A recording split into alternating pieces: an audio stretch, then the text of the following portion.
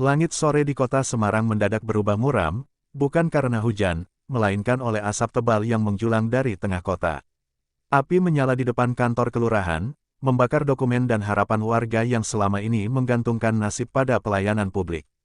Jeritan anak-anak dan tangisan perempuan bercampur dengan teriakan liar massa yang mengenakan seragam merah, melambangkan ormas, bayang merah, yang selama ini hanya menjadi bisik-bisik ancaman.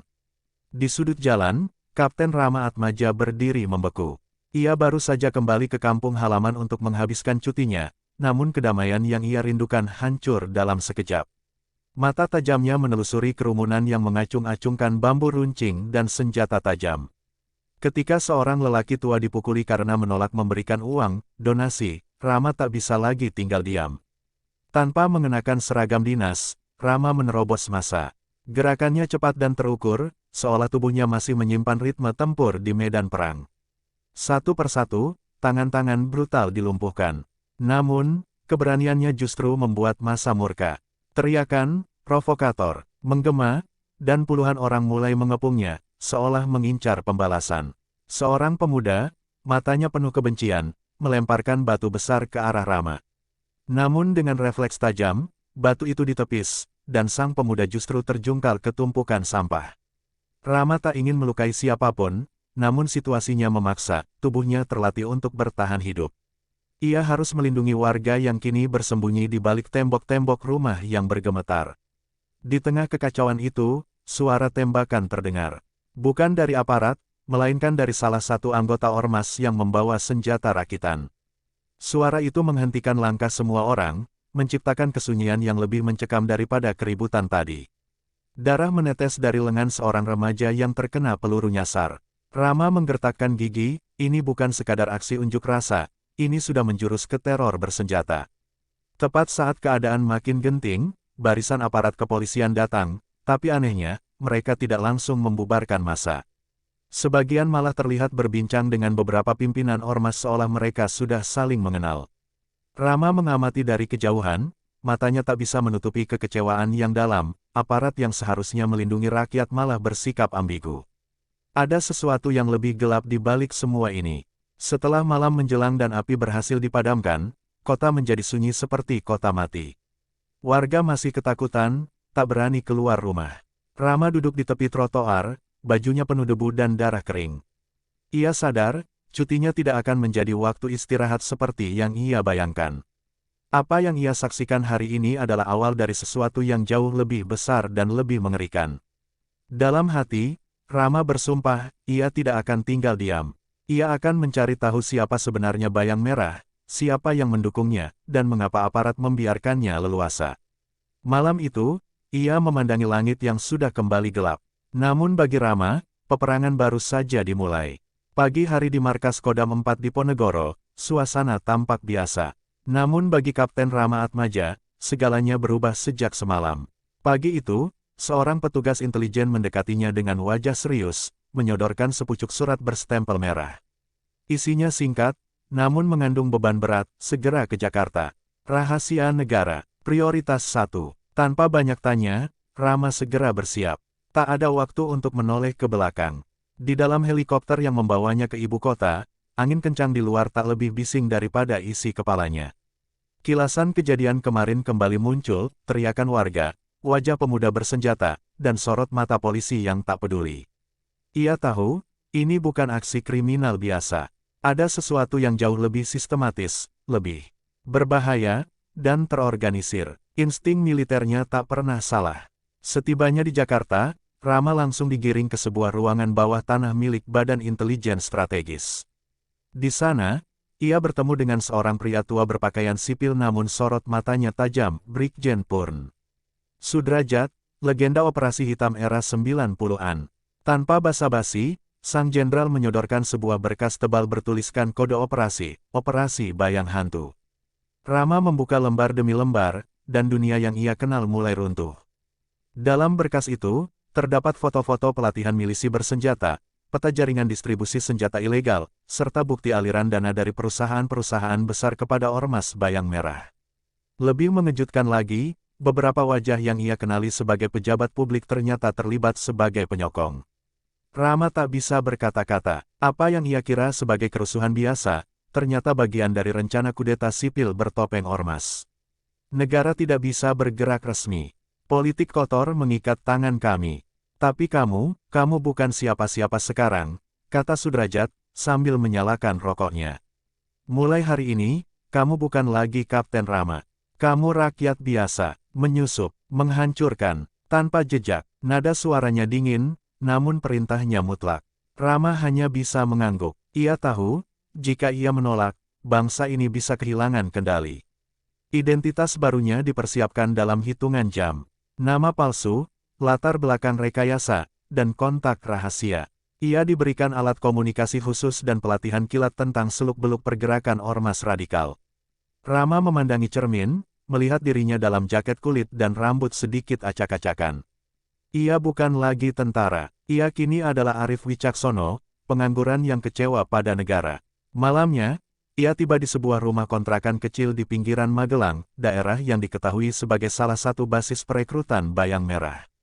Di balik keheningan rumah itu, ia menulis satu kalimat di buku kecilnya, "Saya tidak melawan rakyat. Saya melawan pengkhianat." Ia tahu, misi ini bukan soal pangkat atau tugas. Ini soal harga diri bangsa yang sedang dijual oleh mereka yang berseragam, namun hatinya busuk. Langkah Rama ke dalam dunia bawah tanah baru saja dimulai. Tanpa dukungan resmi, tanpa perlindungan, ia kini hanya mengandalkan nalurinya dan secuil keberanian yang tersisa. Ia tahu, kesalahan kecil bisa membuatnya hilang tanpa jejak. Tapi ia juga tahu satu hal, jika ia tidak melakukannya, maka kelak yang terbakar bukan hanya kantor kelurahan, tapi seluruh negeri. Pagi pertama Rama sebagai Arif Wicaksono terasa asing. Udara Magelang yang sejuk tak mampu menenangkan pikirannya. Ia duduk di depan warung kecil, menyimak percakapan warga yang berbicara lirih tentang pelatihan bela negara yang dilakukan Ormas Bayang Merah di daerah pegunungan. Kata-kata seperti patriot, lawan ketidakadilan, dan pengkhianat negara berseliweran, dikemas dalam semangat nasionalisme semu. Namun Rama tahu, yang dibela bukan negara, melainkan ambisi gelap segelintir orang. Melalui seorang tukang ojek yang menjadi simpatisan, Rama berhasil mendekati salah satu koordinator lokal Ormas tersebut. Namanya Danu, pemuda karismatik yang terlihat idealis, namun sorot matanya menyiratkan fanatisme. Danu tertarik pada kisah palsu Rama, seorang mantan buruh pabrik yang keluarganya hancur karena kebijakan pemerintah. Dalam waktu singkat, Rama diajak bergabung dalam pelatihan dasar Bayang Merah yang diadakan setiap malam di sebuah gudang tua dekat hutan pinus. Di tempat itu, Rama menyaksikan sesuatu yang membuat darahnya berdesir. Anak-anak muda berusia belasan tahun dilatih cara menyerang, membuat bom molotov, hingga menghafal doktrin yang menyamakan pemerintah dengan musuh negara. Mereka mencuci otak anggotanya dengan video kekerasan dan pidato-pidato penuh kebencian. Semua berlangsung tanpa gangguan dari aparat, seolah-olah negara sengaja memalingkan wajahnya. Rama berpura-pura menyerap semua ajaran itu. Ia mulai merekam percakapan, mencatat nama-nama tokoh penting, dan diam-diam mengambil gambar tempat pelatihan. Namun di tengah misinya, ia mulai terganggu oleh satu sosok, Rani, seorang relawan perempuan yang tampaknya tulus membantu anak-anak yatim dan korban konflik sosial. Ia seperti tidak tahu bahwa organisasi tempatnya bernaung adalah alat dari kejahatan yang lebih besar. Setiap senyumnya membuat Rama bertanya-tanya, berapa banyak orang baik yang telah dijebak dalam sistem busuk ini.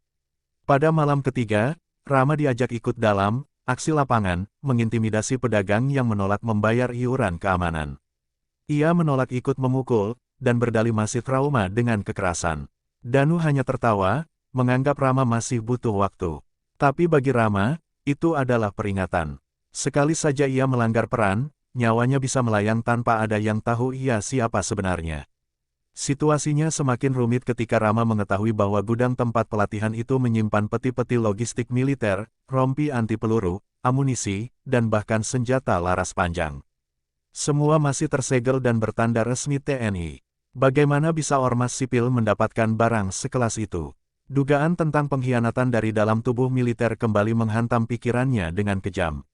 Dan ia tahu, informasi ini harus segera dilaporkan, tapi saluran komunikasinya telah diblokir. Dalam kesendirian malam, Rama duduk di depan gudang, berpura-pura merokok. Matanya menatap langit yang gelap, sementara pikirannya terus merancang langkah berikutnya. Ia harus tetap bermain peran, meresap lebih dalam ke inti jaringan bayang merah. Tapi waktu terus menipis. Ia bisa merasakan, perlahan-lahan, bayangan kecurigaan mulai mengikutinya.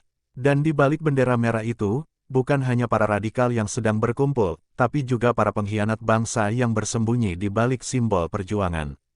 Sudah 5 hari Rama berada di tengah lingkaran bayang merah, dan tiap detik terasa seperti berjalan di atas pecahan kaca. Wajah-wajah curiga mulai bermunculan. Beberapa anggota senior kerap mengamati gerak-geriknya, dan Danu, yang semula akrab, kini sering berbicara setengah sindiran. Rama menyadari, penyamaran ini mulai retak, walau ia belum tahu dari sisi mana kebocoran terjadi. Pada malam ke-6, Rama mencoba mengirim data melalui alat komunikasi yang ia simpan dalam saku jaket. Ia mencari titik aman di belakang gudang, di sela-sela semak tinggi. Tapi begitu alat itu menyala, suara pelan muncul di belakangnya. "Apa yang kamu cari di sana, Arif?" Rani berdiri tak jauh, menatapnya dengan pandangan ambigu, antara curiga dan bingung. Rama terdiam. Untuk sesaat, ia hanya bisa menatap matanya yang jernih namun penuh luka. "Aku cuma ingin sendiri," katanya pelan, mencoba menutupi kegugupan.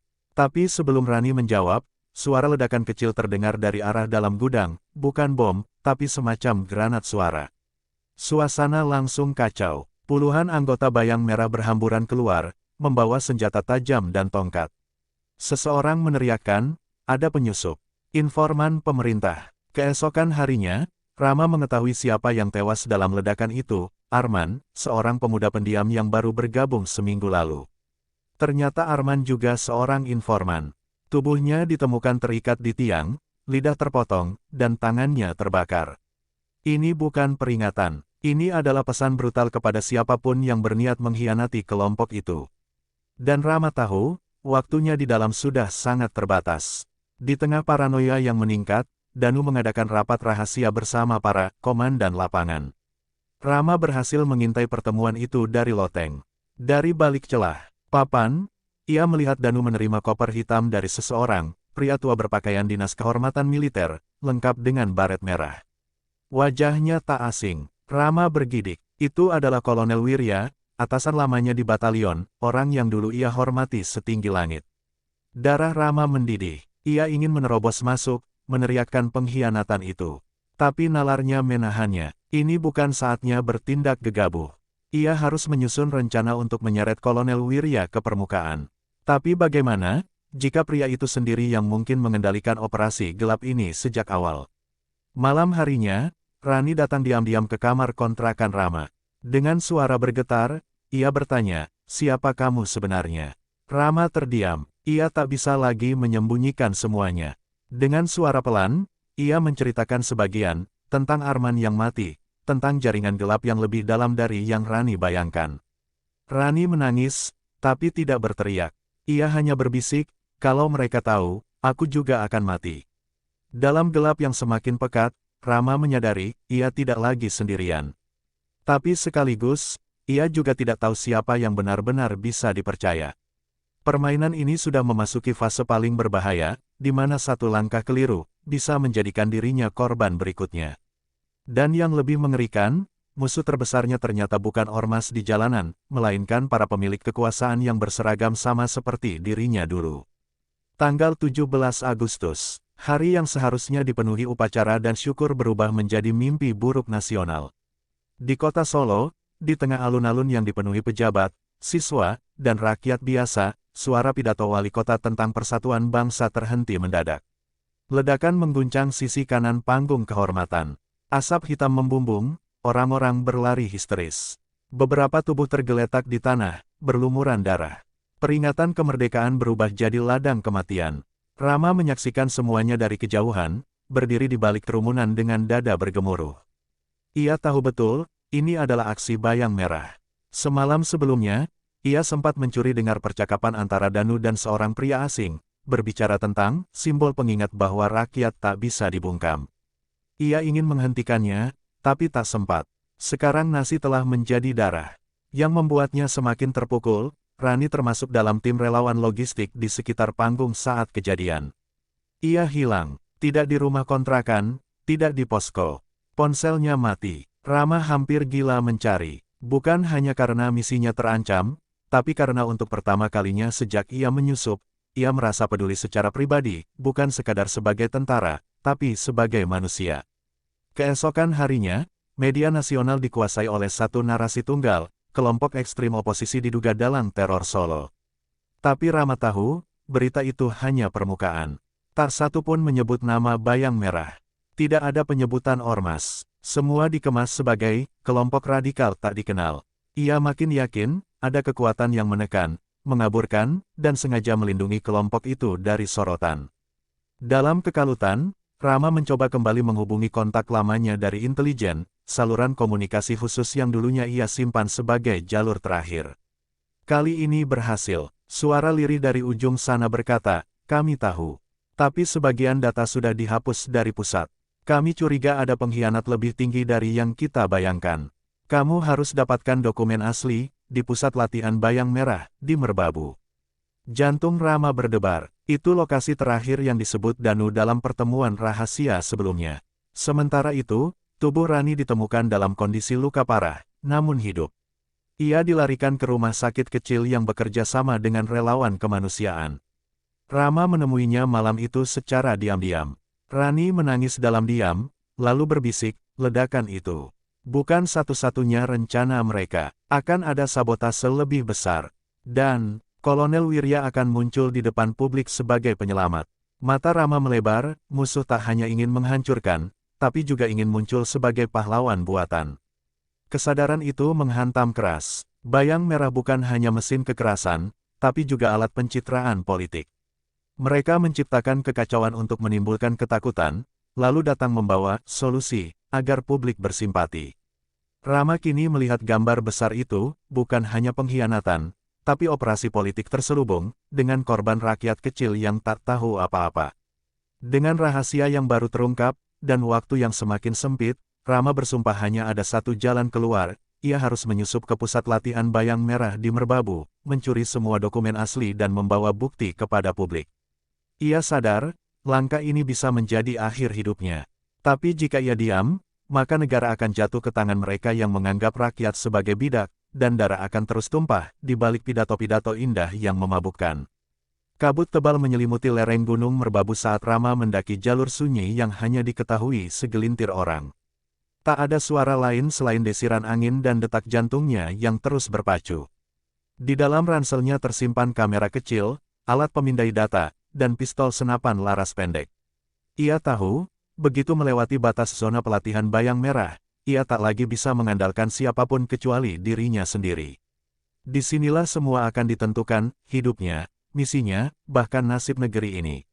Di puncak bukit tersembunyi, berdiri bangunan tua bekas villa kolonial, kini dijadikan markas pusat pelatihan dan penyimpanan data.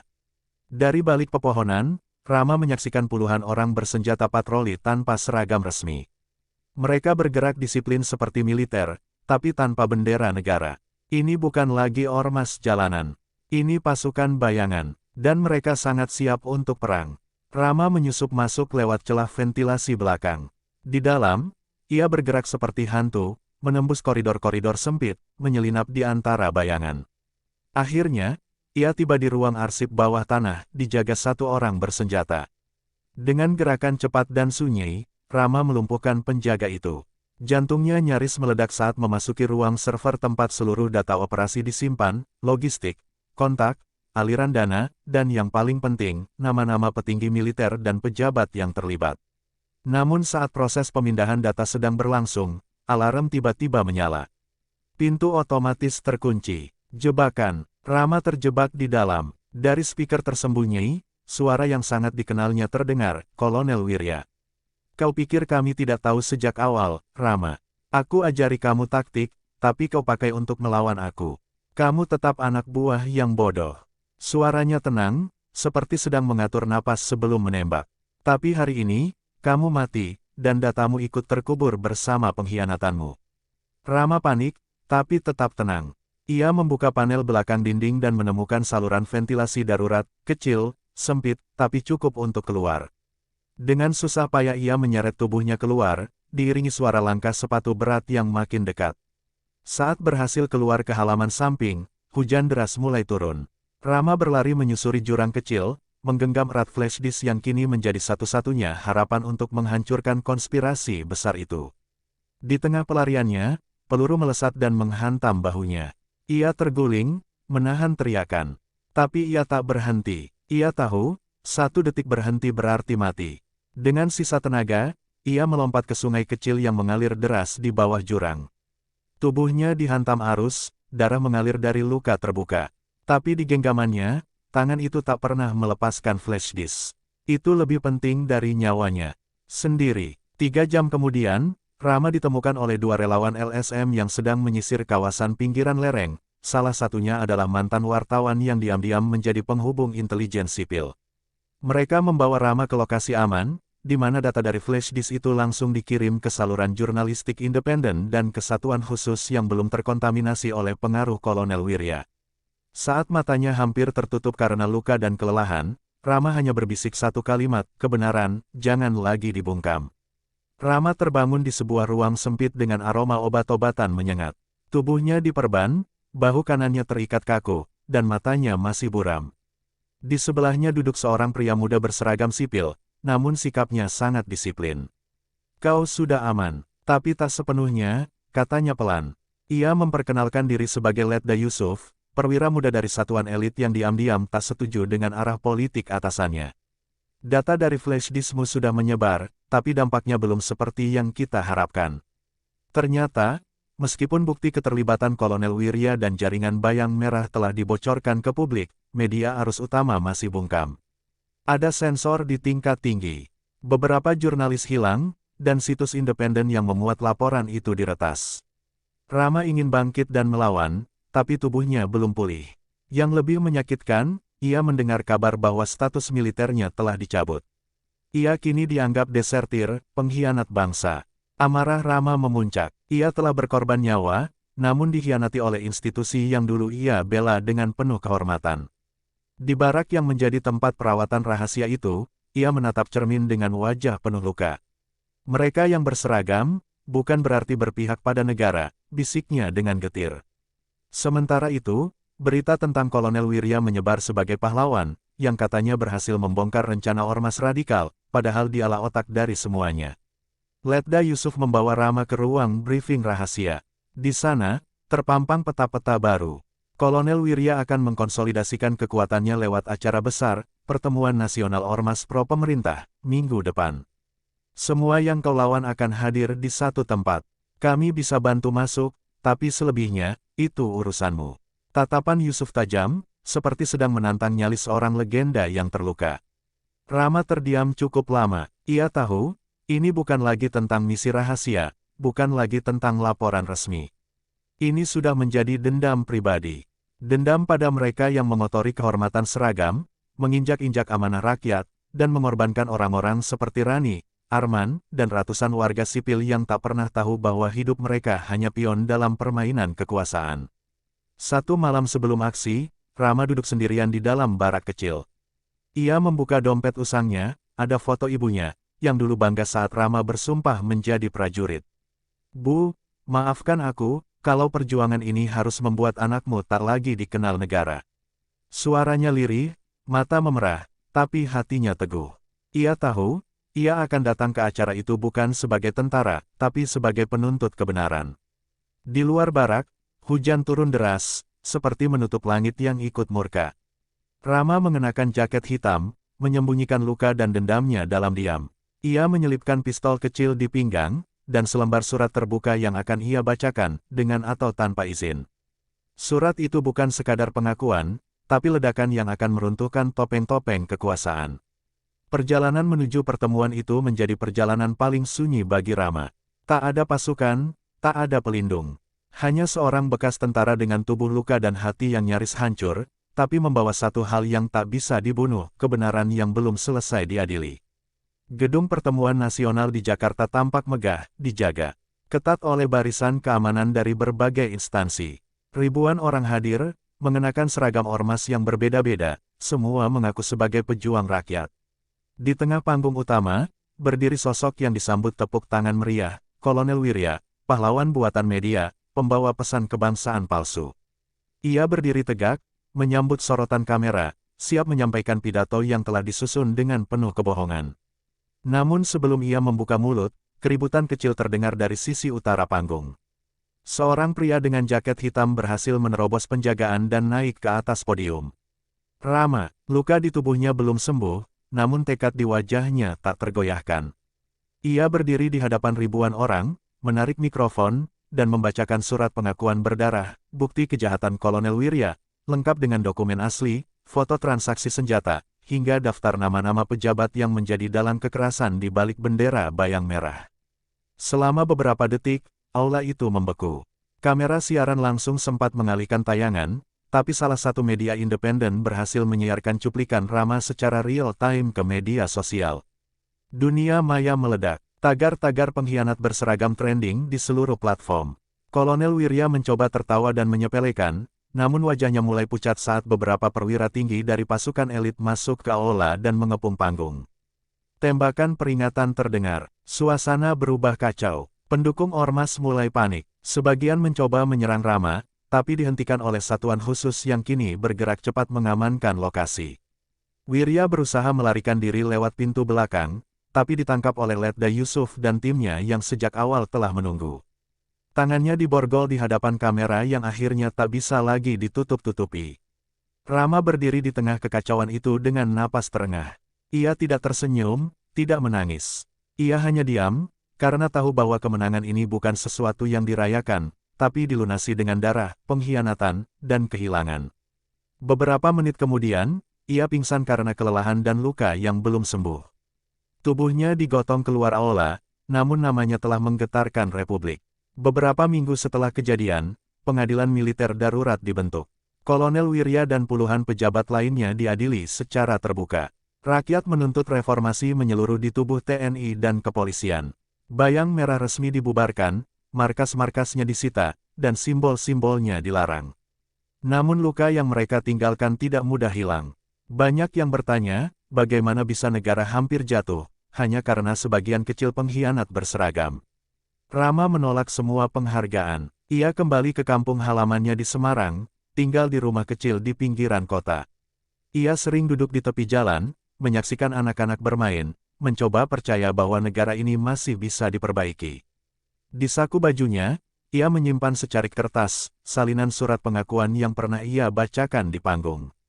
Bukan untuk dibanggakan, tapi untuk diingatkan, kadang, yang harus dibubarkan bukan hanya ormas, tapi kebusukan yang bersarang di balik lambang negara. Dan hari itu, sejarah mencatat, bukan tentang seorang tentara yang berkhianat, tapi tentang satu jiwa yang tetap setia pada tanah air, bahkan saat negaranya sendiri telah melupakannya.